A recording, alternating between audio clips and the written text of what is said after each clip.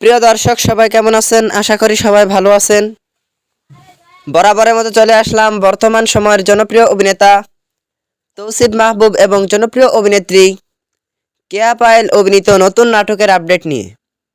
নাটকটি কবে এবং কোন ইউটিউব চ্যানেলে দেখতে পারবেন সম্পূর্ণ বিস্তারিত জানাবো আজকের ভিডিওতে। তো চলুন ভিডিওতে একটি লাইক দিয়ে ভিডিওটি শুরু করা যাক।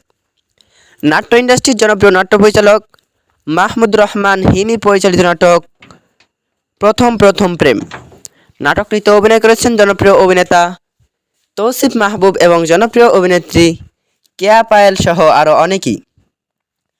2025 সালে মুক্তিপ্রাপ্ত এই নাটকটি দর্শকদের মধ্যে উত্তেজনা তৈরি করেছে।